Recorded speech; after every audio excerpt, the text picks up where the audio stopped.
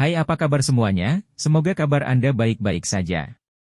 Terima kasih karena sudah memberikan support dan juga kesetiaan Anda untuk membangun channel Codot Film. Yuk kita lanjutkan alur ceritanya, sambil siapin kopi dan cemilan, setting suara volume full. Gasken. Bidang obat sangat besar. Tanah 5 warna di dalamnya bersinar, memastikan nutrisi yang cukup untuk pertumbuhan obat-obatan suci ini. Hound Leaf Vine, tanaman yang seluruhnya berwarna hitam, daunnya tampak seperti mastif, mengalir dengan cahaya gelap. Anggrek merah, bersinar seperti berlian darah, seluruh tubuh berkilau dan bergelombang dengan cahaya merah. Rumput emas, bergerak seperti matahari, cahaya keemasan bergelombang. Tempat ini benar-benar mempesona, menarik banyak mata.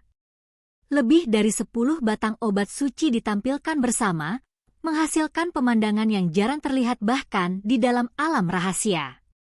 Setiap tangkai obat suci sudah cukup untuk membuat mata para talenta luar biasa menjadi merah, karena mereka terlalu langka. Ada yang biasanya ditanam sendiri dan tumbuh di tempat yang berbahaya, jarang banyak yang beristirahat berdampingan seperti ini. Mengapa ini terjadi? Seseorang bertanya, merasa bahwa ini tidak terbayangkan. Mereka semua awalnya adalah obat spiritual, namun pada akhirnya, mereka semua berubah menjadi obat suci. Itu karena hukum alam-alam bawah tidak lengkap. Ketika mereka dibesarkan, setelah dia iri dengan surga dan bumi Dao, kebanyakan dari mereka tidak dapat menahan tekanan dan layu. Ini adalah satu-satunya selusin tangkai yang berbeda, bertahan dan mengalami transformasi. Semua orang menjadi terpana. Mereka secara tak terduga seperti makhluk. Ketika pembudidaya datang dari dunia kecil dan memurnikan tubuh mereka, mampu melewati cobaan, karakteristik fundamental mereka akan meningkat secara substansial. Tentu saja, ini terlalu sulit bagi kebanyakan orang. Si Hao meminta bimbingan dengan sungguh-sungguh, berharap untuk melihat siapa sebenarnya yang membawa ini dari alam bawah. Pada akhirnya, dia mengetahui bahwa itu adalah pasangan ayah dan anak. Dia sekarang yakin bahwa itu adalah Kaisar Api dan Huo Ling-er. Hanya saja, ketika dia ingin mempelajari lebih lanjut tentang ini dan bertanya lebih jauh, para ahli yang menangani bidang obat ini tidak tahu. Suasana hatinya menjadi jauh lebih baik. Tapi kemudian, wajah Si Hao tiba-tiba berubah. Dia melepaskan teriakan menyedihkan. Ini membuat orang-orang di sekitarnya ketakutan.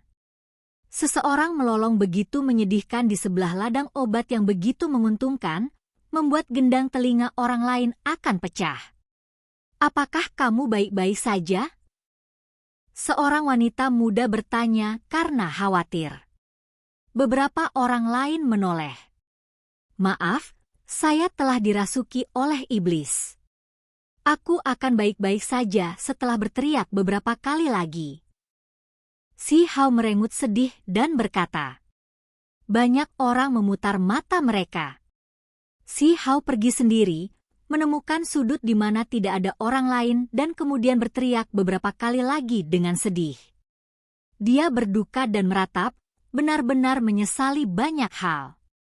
Itu karena dia memikirkan bagaimana ketika dia tiba di alam yang lebih tinggi, dia juga membawa beberapa ratus batang obat spiritual, tetapi dia segera menggunakannya, memakan semuanya. Bagaimana dia bisa tahu bahwa jika dia merawatnya dengan baik, beberapa dari mereka akan berubah menjadi obat suci? Ini benar-benar kerugian yang parah. Si Hao meratap kesakitan. Kemudian, serigala ilahi perak melompat.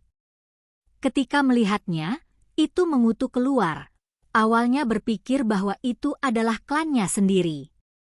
Pada akhirnya, itu adalah manusia idiot. Segera setelah itu, Si Hao kembali ke tempat yang brilian itu dan memasuki kerumunan untuk mendengarkan diskusi semua orang. Dalam pertemuan terhormat pada skala jenis ini, yang datang semuanya ahli, berasal dari klan besar. Itulah mengapa mereka membawa banyak informasi berharga dan mengejutkan. Latar belakang seperti apa yang sebenarnya dimiliki Huang? Begitu tangguh, bahkan mengalahkan pewaris Istana Abadi. Ketika saya mendengar ini, saya bahkan tidak berani mempercayainya. Beberapa orang menyebut Si Hao memicu perdebatan sengit. Dia adalah seseorang dari Supreme Being Daorite, jadi dia ditakdirkan untuk melawan Immortal Palace. Namun, situasinya tidak terlihat baik. Yang dia kalahkan adalah tubuh kedua pewaris Istana Abadi. Jika tubuh yang sebenarnya datang, itu tidak terbayangkan. Pewaris Istana Abadi tiba-tiba membagi dirinya menjadi dua. Baru-baru ini, berita telah beredar di mana-mana bahwa dia akan menjadi satu lagi. Ketika saat itu tiba, dia tidak akan tertandingi di bawah langit, tidak memiliki lawan di antara rekan-rekannya. Ini membuat semua sekte sakit kepala. Ini adalah sosok menakutkan yang menghalangi jalan bakat luar biasa dari semua klan. Saya mendukung Huang, percaya bahwa dia bisa menang atas orang Istana Abadi. Seorang gadis yang mengenakan pakaian ungu berkata. Dia masih muda dan cantik, dan di dahinya ada beberapa pola hitam. Ini tidak merusak kecantikannya, tetapi malah menambahkan sedikit gaya menyihir, misterius, dan indah. Si Hao terkejut.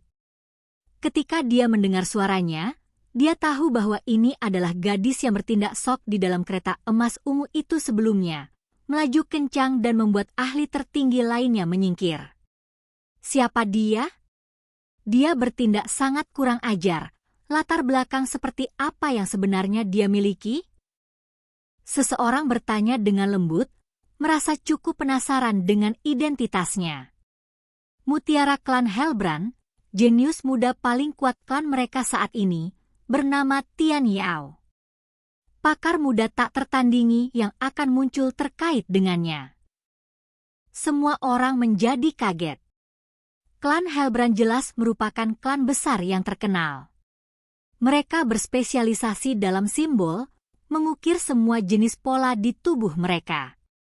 Teknik magis mereka mengejutkan dunia.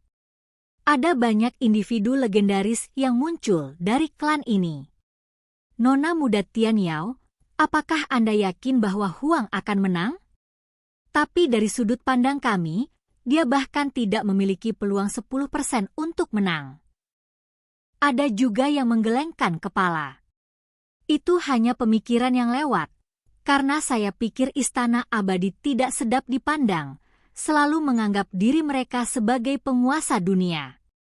Semua orang tahu bahwa ada beberapa warisan yang dapat menekan mereka di dunia ini, apalagi saat aula tertinggi masih ada di dunia ini. Apakah mereka berani bertindak arogan saat itu? Tian Yao dari klan Hellbrand berkata. Banyak orang menjadi terdiam. Ada beberapa yang merasakan dorongan untuk bertanya kepada wanita muda yang suka memerintah ini, mengapa dia tidak mencoba pewaris Istana Abadi. Meskipun Huang akan dikalahkan, masih ada orang lain yang bisa membunuh pewaris Istana Abadi. Saya yakin kali ini, dia akan menderita bencana besar. Tian Yao dari Hellbrand Clan berkembang dengan semangat saat dia dengan berani berbicara. Nona muda Tian Yao, jangan bilang bahwa kamu akan membujuk pahlawan yang tak tertandingi itu untuk mengambil tindakan? Seseorang bertanya dengan curiga. Ketika kata-kata ini diucapkan, sulit bagi tempat ini untuk tenang kembali. Hati banyak orang melonjak dengan ganas. Bahkan jika ada pahlawan tak tertandingi yang mengambil tindakan, mereka mungkin masih tidak dapat berurusan dengan pewaris Istana Abadi. Setelah dia menyelesaikan penggabungannya, di alam pakar tertinggi, berapa banyak orang yang bisa menghadapinya sejak zaman kuno?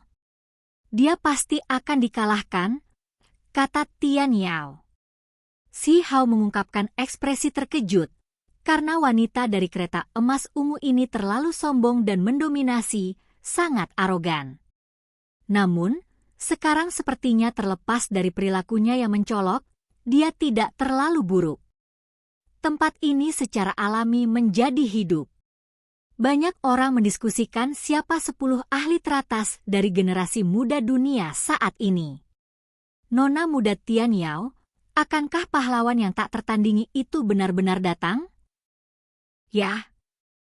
Wanita muda Helbrand Clan menjawab, ekspresinya serius, tidak lagi sembrono.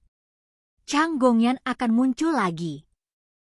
Seseorang berkata dengan suara rendah. Ekspresi semua orang bergetar. Nama ini sepertinya memiliki kekuatan magis yang aneh yang membuat orang lain gemetar. Banyak dari ekspresi mereka menjadi muram, hati mereka merasa takut. Dia akan muncul dalam beberapa hari ke depan, atau bahkan mungkin malam ini. Tian Yao mengangkat kepalanya dan melihat ke arah bulan. Itu sudah penuh. Tiba-tiba, teriakan nyaring terdengar, berasal dari kejauhan, mengguncang dunia.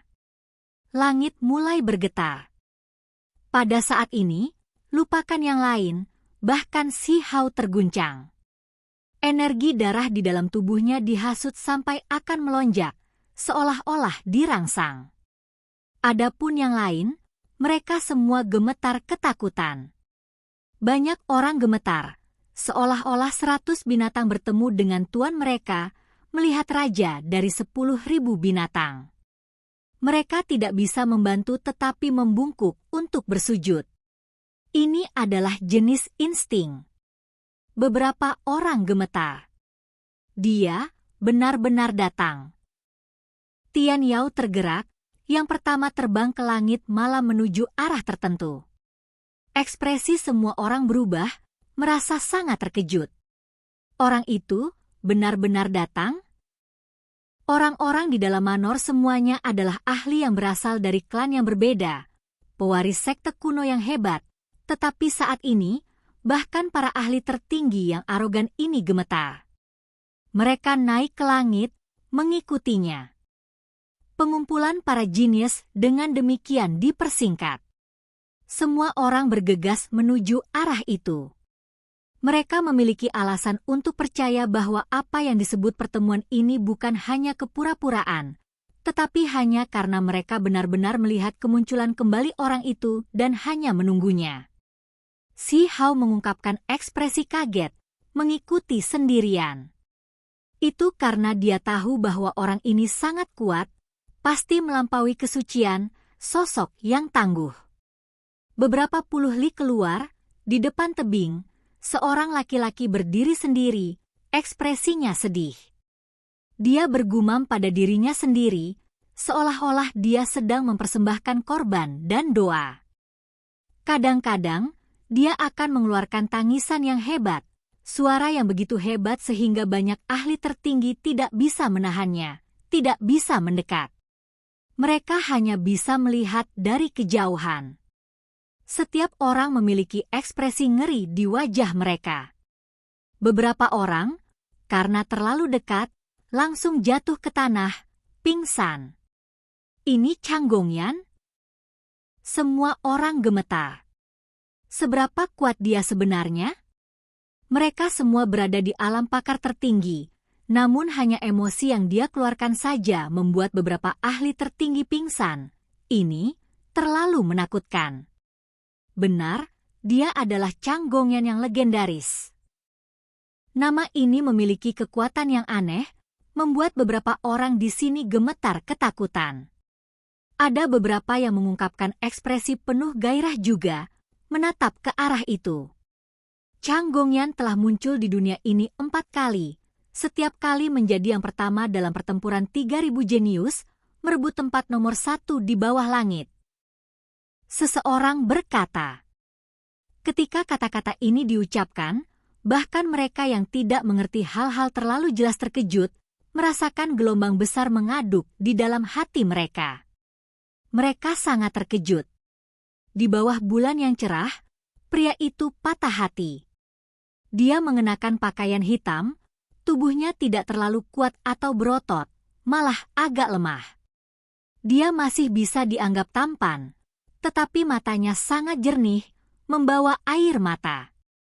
Ini adalah laki-laki yang tampak lemah, hampir muda dan tidak berpengalaman. Dia sangat emosional, menawarkan pengorbanan sendirian di bawah sinar bulan.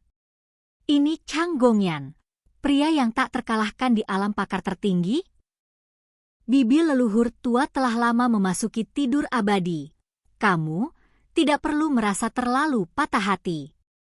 Dia juga berharap kamu bahagia dan melanjutkan hidup dengan benar. Tian Yao berbicara, berjalan ke depan, wajahnya menunjukkan ekspresi lembut. Itu sangat berbeda dari perilaku pamernya sebelumnya. Beberapa orang tahu mengapa Chang Gongyan datang ke sini. Itu karena seorang wanita telah dimakamkan di sini. Wanita ini memiliki setengah garis keturunan klan Helbrand, serta setengah darah pendosa. Saat itu, dia adalah teman dekat Chang Gongyan, tetapi karena kejadian yang tidak terduga, mereka sekarang berpisah selamanya. Rumor mengatakan bahwa alasan mengapa Chang Gongyan membekukan dirinya di bawah pegunungan, memasuki Immortal Ancient, untuk kedua kalinya adalah karena dia ingin menemukan kolam darah Phoenix untuk menghidupkan kembali wanita itu. Jelas terlihat bahwa Chang Gongyan gagal, tidak dapat menemukannya saat itu. Akibatnya, dia pergi untuk ketiga kalinya. Kali ini masih tak tertandingi, menjadi nomor 1 di bawah langit. Namun, dia masih belum bisa mendapatkan apapun. Namun, di era itu, yang paling sulit diterimanya adalah bahwa mayat wanita itu telah disegel terlalu lama, bahkan tidak lagi memiliki kesempatan untuk dihidupkan kembali. Pada akhirnya, dia hanya bisa membawa wanita itu ke sini untuk menguburnya di tempat mereka pertama kali bertemu. Itu sebelumnya adalah malam bulan purnama. Beberapa orang membahas masalah ini. Beberapa gadis merasa sedih, bersimpati dengan Chang Gongyan, serta merasa berterima kasih padanya juga. Mata mereka benar-benar merah. Ini paling jelas dengan Tian Yao. Dia sedikit gugup, suaranya lembut saat dia menasihati, kamu tidak perlu merasa patah hati. Jika bibi leluhur tua tahu tentang ini, dia pasti akan berharap kamu tersenyum dan tidak seperti ini. Chang Gongyan menatap ke arah bulan, merasa sangat kesepian. Air mata jatuh, perasaannya yang sebenarnya mengalir keluar. Hanya suara tangisan alami ini yang membuat banyak ahli tertinggi gemetar tak terkendali. Kamu dipanggil Tian Yao, kan? Jangan bertingkah sok karena keberadaanku. Chang Gongyan menjadi tenang dan berbicara. Jelas bahwa dia sudah berada di sini selama beberapa waktu, menyaksikan perilaku Tian Yao. Bukan begitu, hanya saja sifatku terlalu hidup, di masa depan, aku pasti tidak akan seperti ini. Tian Yao tergagap, wajahnya benar-benar merah. Tiba-tiba, seseorang muncul di atas tebing, yang mengenakan pakaian emas yang bersinar dengan kecemerlangan yang menyilaukan. Seolah-olah matahari di langit telah turun. Bagus kalau itu kamu. Datang dan bertarunglah. Pria berpakaian emas itu berbicara. Pedang tajam muncul di tangannya, menunjuk ke depan. Energi pedang melonjak, mengguncang langit. Semua orang gemetar. Apa orang ini?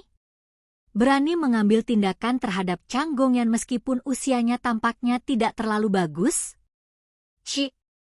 Chang Gongyan mengangkat jari, bertabrakan dengan cahaya pedang. Tempat ini meletus, dan retakan muncul di kehampaan satu demi satu. Inti pedang terbuat dari emas abadi. Benar-benar bertarung dalam pertempuran yang menentukan melawan Chang Gongyan. Apakah itu orang aneh kuno lainnya? Semua orang menjadi terpana. Cahaya warna-warni yang cemerlang berkedip-kedip. Keduanya menghilang ke udara tipis, segera menghilang. Hanya Si Hao yang melihat bahwa mereka pergi melalui celah kosong, memilih tempat untuk bertarung. Haha, sudah 4 generasi, masih meneteskan air mata untuk seorang wanita yang memiliki darah pendosa yang mengalir di nadinya. Chang Gongyan memiliki begitu banyak emosi, akan sulit bagimu untuk menjadi tak tertandingi. Orang lain muncul di tebing, seorang wanita yang juga mengenakan pakaian emas. Seseorang dari lembah pedang? Mata Tian Yao mengungkapkan cahaya aneh. Kemudian, dia sangat terguncang, menyadari siapa pria berpakaian emas itu. Pada saat yang sama, yang lain juga terkejut, memahami bahwa ini adalah pahlawan kuno yang tak tertandingi yang berasal dari lembah pedang. Jadi bagaimana jika kami memiliki darah orang berdosa? Apakah kami melakukan sesuatu yang menyinggung perasaanmu? Ada seseorang yang tidak puas, diam-diam berbicara. Ini jelas seseorang dari Provinsi Xin, merasa sangat tidak puas dengan wanita muda dari lembah pedang ini. Heh, aku benar-benar tidak tahan denganmu keturunan darah pendosa. Apa? Biarkan saya melihat ada berapa banyak, siapa yang berbicara secara rahasia. Wanita ini berkata dengan dingin. Dia mengangkat cermin yang berharga dan menyorotkannya ke bawah. Ho! Tiba-tiba, suara guntur terdengar. Sebuah simbol terkondensasi di dahi seorang pemuda. Cahaya suci melonjak ke langit, menerangi gunung dan sungai. Apa? Semua orang mulai gemetar dalam hati, menangis dengan keras. Wanita berpakaian emas di tebing terkejut dan tidak percaya. Dengan suara gemetar, dia berkata, "Orang yang mengukir karakter dosa di surga, menerangi surga, orang itu adalah kamu?" Oke guys, jangan lupa like, comment, share, and subscribe di channel Codot Film. See you next video, peace out and bye-bye.